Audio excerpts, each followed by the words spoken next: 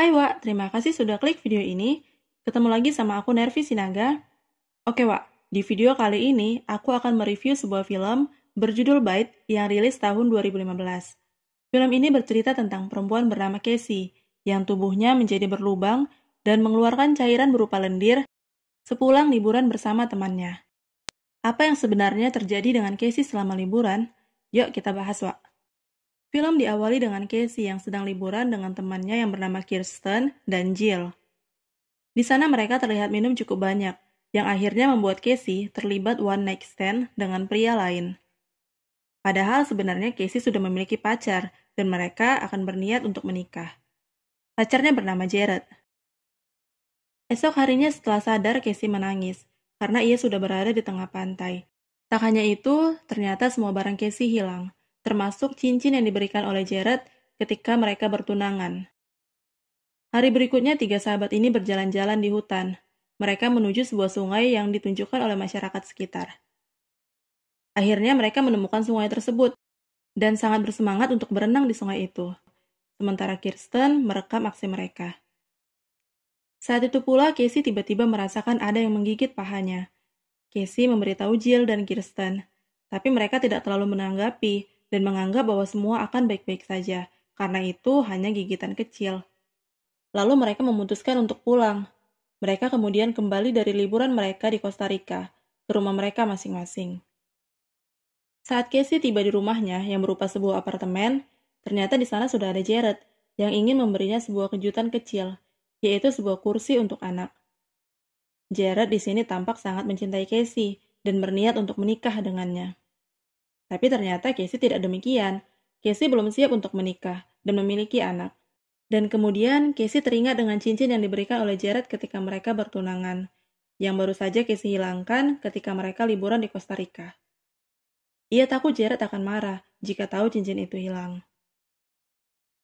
Casey lalu pergi mandi, dan saat itu Casey menyadari bahwa ada bekas gigitan di pahanya. Ia lalu menelpon temannya, dan temannya berusaha meyakinkan Casey bahwa itu cuma gigitan biasa. Scene selanjutnya tampak Casey akan mencuci pakaian, namun ternyata deterjennya habis.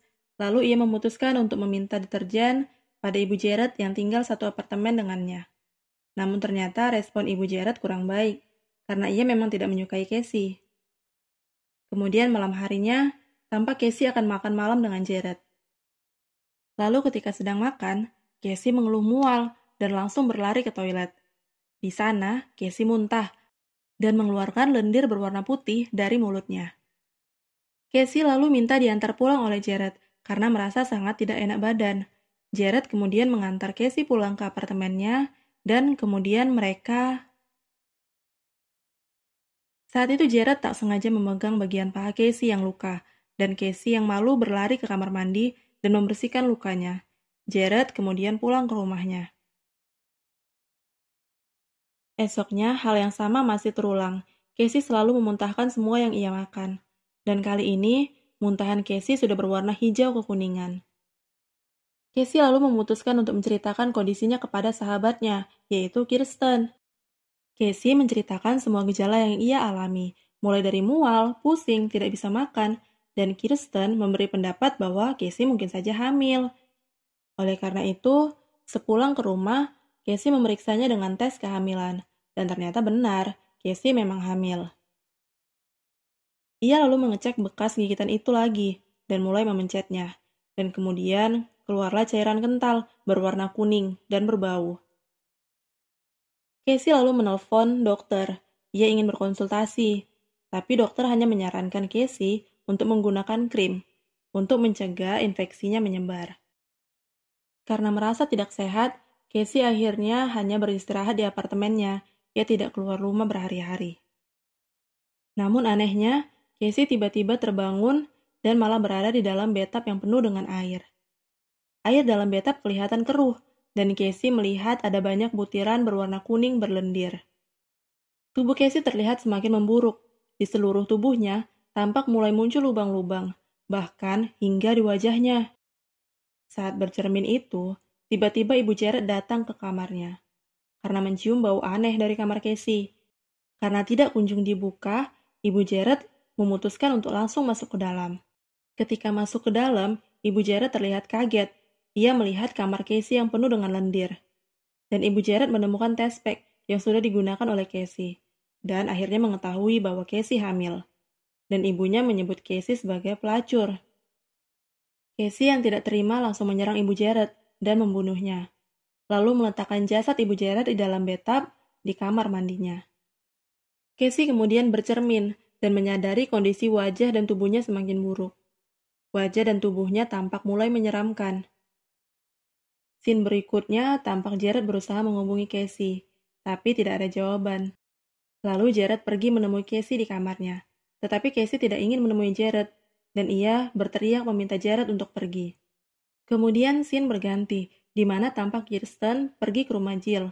Ia ingin mengajak Jill untuk melihat Casey. Ia sangat khawatir dengan keadaan Casey, karena Casey sudah tidak memberi kabar berhari-hari. Akan tetapi, ternyata Jill menolak ajakan itu. Namun, Kirsten tetap memutuskan untuk pergi sendiri untuk menjenguk Casey. Setelah itu, scene menunjukkan bahwa ternyata Jill adalah orang yang mengambil cincin milik Casey yang diberikan oleh Jared. Dari sini semakin jelas bahwa Jill mengkhianati sahabatnya sendiri Casey, dan ia sangat menginginkan Jared. Kirsten tiba di apartemen Casey dan langsung menuju kamar Casey. Kirsten mencoba mengetuk pintu berulang kali, tetapi tidak ada jawaban. Hal ini membuat Kirsten semakin khawatir. Ia lalu memutuskan untuk mendobrak pintu kamar Casey. Dan ia sangat terkejut, karena kamar itu tampak sangat kotor, menyeramkan, dan dipenuhi dengan lendir. Ia pun semakin kaget dan takut setelah melihat wajah dan tubuh Casey yang tampak sangat menyeramkan. Kirsten lalu berlari ke kamar mandi dan mengunci dirinya di sana. Tapi kemudian ia berteriak histeris karena melihat jasad Ibu Jared di dalam bathtub Casey. Casey berhasil membuka pintu kamar mandi dan langsung menutup mulut Kirsten dengan tangannya, agar Kirsten berhenti berteriak. Tetapi yang terjadi kemudian, malah Kirsten meninggal, akibat cairan lendir yang dikeluarkan dari tangan Casey yang tampak berlubang-lubang kecil. Di tempat lain, Jared menerima pesan dari Jill yang mengajaknya untuk bertemu. Jill kemudian menunjukkan pada Jared sebuah video Casey ketika ia berselingkuh dengan orang asing ketika liburan di Costa Rica. Jared yang begitu mencintai Casey sangat kecewa. Saat itu Jill kemudian mencoba untuk mencium Jared, dan mereka kemudian melakukan 4646 di mobil. Ternyata Casey mengetahui perselingkuhan mereka. Casey lalu berteriak dan membuat Jared dan Jill muntah-muntah. Jill akhirnya merasa bersalah kepada Casey, dan ia berniat menemui Casey dan meminta maaf. Saat masuk ke kamar Casey, Jill melihat jasad Kirsten yang menggantung dengan lendir di seluruh tubuhnya. Lalu Casey menyekapnya, dan Casey mengatakan bahwa Jill menjebaknya dengan video selingkuh itu. Casey yang sudah sangat marah menyerang Jill, dan Jill berteriak, yang kemudian didengar oleh Jared. Jared yang mendengar teriakan itu langsung masuk ke kamar Casey, dan Jared melihat Jill yang duduk terikat dengan lendir di atas sebuah kursi. Casey lalu membunuh Jill di hadapan Jared. Jared lalu berusaha menghabisi Casey, tetapi sebelum Casey meninggal, ia sempat menyerang Jared dengan tentakelnya. Pada akhirnya, Jared berhasil membunuh Casey. Jared lalu kembali ke kamarnya dan berusaha menelpon polisi. Tetapi kondisi Jared dengan cepat berubah menjadi sangat buruk.